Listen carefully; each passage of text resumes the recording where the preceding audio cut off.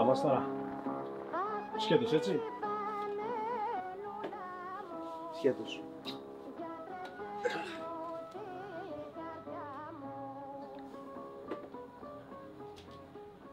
Πού χάθηκες, Ελίτσα, ρε? Μαύρα μάτια κάναμε να σε δούμε. Τίποτα, μωρέ, στη σκέψη μου. Άσε, μη μου πεις. Ξέρω. Βρήκες άλλον φίλο να στο φέρνει, Όχι. Αφού κάθε 2 εβδομάδες με έπαιρνες τηλέφωνο. Δεν είναι αυτό. Δεν είναι. Τι είναι, ρε φίλε? Σιγά. Με χαλάει. Φλόρεψες κι εσύ, ρε. Ρε, αν όλοι ήταν σαν και εσένα, εγώ θα είχα βάλει λουκέτο στο μαγαζάκι μου. Θα ήμουν στον δρόμο, ρε. Τι τα έχεις ανάγκη το μαγαζάκι, ρε? Σε 4 διαμερίσματα του είχε αφήσει η Άντε μάνα. πάλι αυτά τα 4 διαμερίσματα. Αυτό που κολλάει, ρε φίλε. Πού κολλάνε πάλι στη συζήτηση τα 4 διαμερίσματα?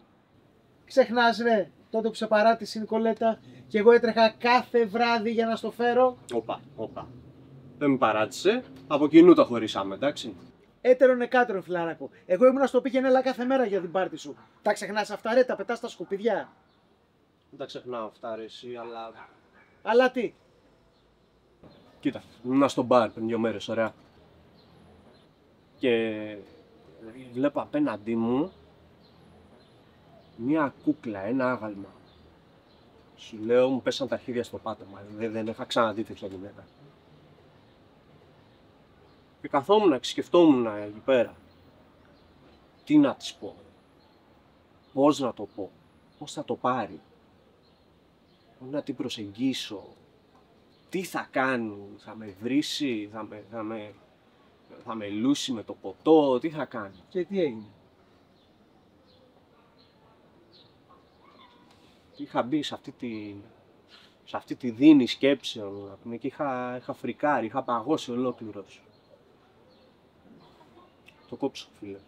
Ρε, το χορταράκι του Θεού φταίει που εσύ είσαι εντελώς άμπαλος με τις γυναίκες.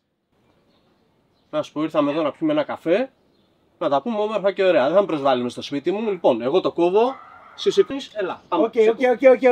Κάτσε, Μίτσο. Μια πλάκα κάναμε. Χαλάρωσε, φιλαράκο. Απλώς να. Μου αρέσει που έρχομαι εδώ, πίνουμε τον καφέ μας, τα λέμε. Ξέρεις τώρα. Δεν σημαίνει τίποτα για σένα αυτά, ρε φίλε. Η αλήθεια είναι ότι ταιριάξαμε στην παρέα.